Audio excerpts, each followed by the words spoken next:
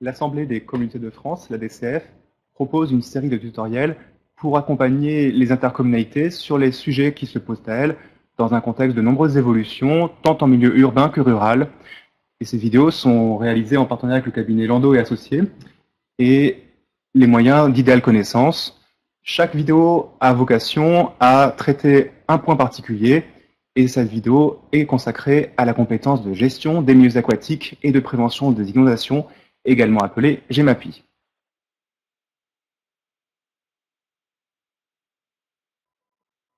Alors cette nouvelle compétence GEMAPI, elle s'inscrit dans le constat déjà initial que nous sommes sur une compétence qui en fait est morcelée entre plusieurs acteurs, que les compétences sont réparties entre différents niveaux, alors que l'actualité a montré un besoin de coordination afin d'assurer cette politique publique de prévention des inondations.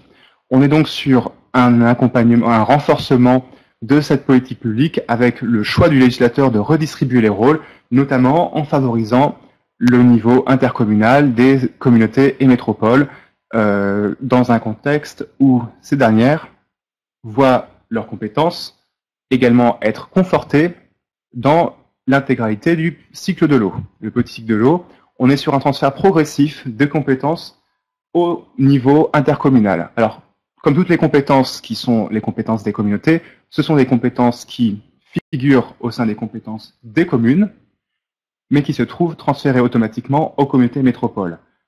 De façon progressive, en matière de compétences qui deviennent obligatoires pour les communautés métropoles, nous sommes sur une première échéance du 1er janvier 2018, où celles-ci deviendront toutes compétentes en matière de gestion des milieux aquatiques et de prévention des inondations. Et au 1er janvier 2020, les comités de communes et d'agglomération seront toutes compétentes en matière d'eau et d'assainissement, ainsi que le sont aujourd'hui les communautés urbaines et les métropoles déjà. Avec un débat de savoir si la compétence eau pluviale urbaine est rattachée à l'assainissement ou non, ce qui fera l'objet d'un tutoriel spécifique à propos de la compétence assainissement. À noter que les prises de compétences peuvent être plus rapides si, d'ores et déjà, aujourd'hui, les communautés de communes, par exemple, exercent la compétence optionnelle tout ou partie de l'assainissement, dont le libellé évoluera sur l'ensemble de l'assainissement au 1er janvier 2017 pour celles qui fusionnent, ou au 1er janvier 2018 pour celles qui restent en l'état depuis la loi NOTRe. Alors, on va évoquer peut-être avant ce qu'est la GEMAPI. Puisque, outre le fait que le nom est rigolo, en réalité, nous sommes sur une compétence qui est pas toujours comprise et qui est souvent perçue comme étant nouvelle. Il y a un grand débat aujourd'hui qui porte sur le fait de savoir si la GEMAPI n'est pas finalement essentiellement une compétence qui porte sur la prévention des inondations. En réalité, en tout cas c'est notre analyse, la GEMAPI va un peu au-delà de cette approche, même s'il est vrai, historiquement, la GEMAPI a été mise en place justement au regard du constat qui a été évoqué sur le morcellement des acteurs qu'on peut rencontrer dans ce milieu, enfin sur le milieu eau, mais aussi sur la carence énorme qui existait sur des acteurs clairement identifiés sur la prévention des inondations. Donc on ne va pas se le cacher, la GEMAPI, effectivement, le mécanisme introduit par la loi MAPTAM porte essentiellement sur ce volet prévention des inondations. En tout cas, c'était le moteur. Mais si on regarde les textes, nous sommes en réalité sur un mécanisme un peu plus large. L'article L211-7 du Code de l'environnement nous fait un inventaire, en fait, d'actions qui relèvent de la gestion de l'eau et du milieu aquatique, mais au sens large. Mais la compétence obligatoire des communes et par transfert de compétences aux communautés au titre des compétences obligatoires relève en réalité de 4 thématiques. L'aménagement d'un bassin ou d'une fraction de bassin hydrographique, l'entretien et l'aménagement d'un cours d'eau, canal, lac ou plan d'eau, y compris les accès à ce cours d'eau et à ce canal, à ce lac ou à ce plan, la défense contre les inondations et contre la mer, la protection et la restauration des sites, des écosystèmes aquatiques et des zones humides, ainsi que des formations boisées et riveraines. Alors, la compétence minimale, je dirais, la GEMAPI au sens strict du terme, porte sur ces 4 thématiques. On a une thématique, la défense contre les inondations contre la mer, qui est le cœur du nouveau dispositif, effectivement, cette prévention des inondations. Mais on voit bien que l'ensemble de la compétence porte tout de même sur des opérations d'aménagement, d'entretien, qui relèvent du milieu aquatique. Et là-dessus, on est sur des choses qui sont plutôt connues, peut-être modernisées, mais connues, que sont les interventions que l'on exerce déjà au titre des compétences souvent rivières ou hydrauliques pour certains statuts de l'ancien. On a même des statuts anciens qui parlent d'assainissement agricole, qui en réalité sont des actions souvent sur cette thématique. Les syndicats qui sont sur des assainissements agricoles ayant plutôt intérêt à moderniser la rédaction de leur statut tout de même. À côté de cela, nous avons tout un ensemble d'actions qui sont listées par ce même article. Je vous épargne la liste du bloc qui est sur la droite de la diapositive. Mais il s'agit ici de thématiques partagées, d'actions partagées, qui relèvent du grand cycle de l'eau, et même dans certaines mesures, du petit cycle de l'eau. Où là, on peut avoir des actions soit complémentaires dont vont se doter potentiellement les communautés, ou potentiellement même des actions qui vont relever d'autres compétences. Si vous prenez l'animation et la concertation dans le domaine de la gestion et la protection de la ressource en eau, par exemple, on peut avoir aussi bien un portage au niveau de la région, mais de la communauté, mais la région peut tout à fait opter pour le portage justement de cette animation, ce qui n'est pas incohérent au regard de ces nouvelles compétences dévolues par loi NOTRe en matière environnementale. Alors, nécessairement, on se pose toujours la question de savoir ce que cela va impliquer sur le panorama institutionnel. Il faut savoir que le législateur, peu à peu, introduit des mécanismes dérogatoires particuliers pour le bloc syndical, constatant que finalement, le sort réservé aux syndicats sur certaines thématiques, gestion d'équipement, ne doit pas être forcément le même sur certaines thématiques où les syndicats ont une autre cohérence géographique peut-être que les communautés. Ça dépend, c'est apprécié au cas par cas. C'est le cas notamment, bien sûr, tout ce qui relève de la GEMAPI, qui est vraiment lié à un bassin hydrographique.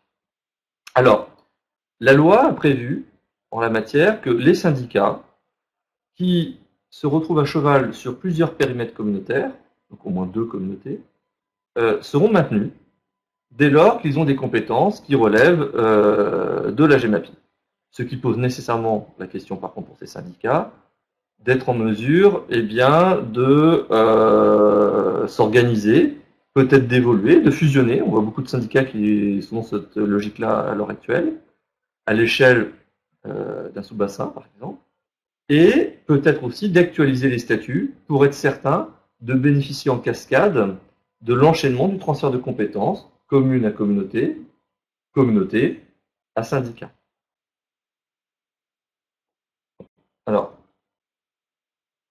demain, on pourrait presque résumer la structuration des territoires par cette diapositive. Alors, ça peut paraître un peu fouillis, mais finalement, on peut dire qu'il y a 2 étages dans l'édifice GEMAPI. Il y a un premier étage qui est le bloc central, le bloc, on va dire, du tandem commune-communauté, où on a les EPCI à fiscalité propre. Alors, je dis communauté, mais évidemment, il y a aussi les métropoles, hein. Mais le bloc des EPCI à fiscalité propre, qui sont le noyau dur, je dirais. Demain, nous voyons bien que les chefs de file en la matière sont ces EPCI à fiscalité propre qui vont être porteurs finalement de l'essentiel du cycle de l'eau. On l'a évoqué effectivement tout à l'heure, la GEMAPI, l'eau, l'assainissement. Et au-dessus, un étage à organiser qui doit prendre en compte finalement la réalité de terrain. Dans certains cas, on aura des EPCI à fiscalité propre qui ont une cohérence de bassin de vie, mais aussi de bassins hydrographiques qui pourront tout à fait porter en propre directement la GEMAPI. Puis dans d'autres cas, bien la nécessité, parce que la communauté peut être à cheval sur 2 cours d'eau différents, et bien des syndicats différents qui peuvent être sectorisés d'un point de vue territorial pour porter tout ou partie des actions de la GEMAPI. Ces syndicats pourront même potentiellement bénéficier du statut d'EPAGE qui permet de porter tout un ensemble d'actions en la matière. Et au-dessus, on peut avoir aussi un autre outil avec les établissements publics territoriaux de bassin pour porter l'ensemble des actions à l'échelle du bassin et éventuellement aussi les actions qui seront identifiées dans le sage. Ce qui pose forcément une réflexion demain, et je dirais même pas demain, mais aujourd'hui, pour préparer le 1er janvier 2018, de la bonne échelle d'intervention. On peut tout à fait avoir demain des territoires avec cette structuration-là. Le bloc communautaire, on peut parfois le bloc communal, mais aurait été ces portages par les EPCI à fiscalité propre, qui prennent en charge la GEMAPI, qui par les mécanismes de transfert décident de ce qui est reconfié à un autre échelon au-dessus, les syndicats de rivières qui peuvent demain avoir vocation à se transformer en EPAGE, à fusionner, à se rapprocher, à l'échelle généralement d'un sous-bassin versant, pour la maîtrise d'ouvrage éventuellement de certaines opérations supracommunautaires, l'animation territoriale à l'échelle du sous-bassin versant, s'il est donc supérieur à l'échelle communautaire, et au-dessus, eh bien, le PTB, qui pourrait porter toutes les missions de coordination à l'échelle de plusieurs épages, la maîtrise d'ouvrage de grands projets à l'échelle, là aussi, de plusieurs épages, mais le montage ici n'est qu'une indication des orientations qui peuvent être prises. À chaque territoire, de s'organiser, de voir quels sont les équilibres pertinents, et on pourrait fort bien avoir peut-être qu'une seule structure, en réalité, au-dessus du bloc communautaire, le PTB, à déterminer territoire par territoire. D'où l'enjeu de bien préparer la prise de compétence de 2018. Une prise de compétence qui a donc des incidences sur les niveaux de syndicats au-dessus des communautés. Une question qui s'est posée, c'est celle du financement de cette compétence, question qui a été amenée lors des débats autour de la loi de modernisation de l'action publique territoriale et d'affirmation des métropoles du 27 janvier 2014, dite MAPTAM. La réponse qui a été apportée, c'est la faculté qui est donnée aux communautés de lever une taxe supplémentaire qui peut s'élever jusqu'à 40 € par habitant. Donc pas d'obligation de lever cette taxe. Ce sont les communautés et métropoles, donc les EPCI dotés de la fiscalité propre, qui peuvent lever la taxe pour ensuite, si le besoin en était, contribuer par cotisation au fonctionnement de ces syndicats, EPAGE, établissements publics d'aménagement et de gestion des eaux, et établissements publics territoriaux de bassin. On a donc vu le financement. Et puis, l'autre question qui est amenée à se poser, c'est en fait la première question dans l'arrivée chronologique de cette nouvelle compétence, c'est on a une nouvelle compétence, de quelle façon peut-on préparer ce transfert en amont?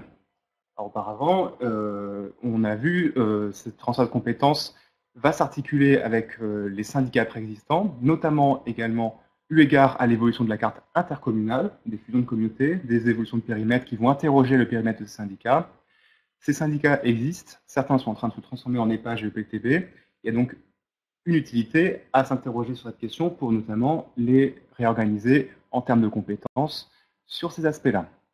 Et puis nous sommes sur une compétence qui touche à la gestion des milieux aquatiques et à la prévention des inondations. Il y a donc une question particulière sur les ouvrages qui sont utilisés, qui sont utiles à cette politique, et puis les projets qui s'y rapportent dans la perspective d'améliorer la gestion des milieux aquatiques. Ces différents ouvrages et puis les différents syndicats posent la question de ces niveaux d'intervention. Est-ce qu'on est sur des ouvrages privés, par exemple? Est-ce qu'on est sur des ouvrages publics dont il va s'agir de s'occuper à une échelle élargie ou non? La taxe est un sujet qu'on a vu. Et puis également, comme pour chaque nouveau transfert de compétences, il sera question, dès lors que la communauté est dotée de la fiscalité professionnelle unique, d'évaluer les charges transférées à cette occasion pour venir établir un nouveau montant des attributions de compensation.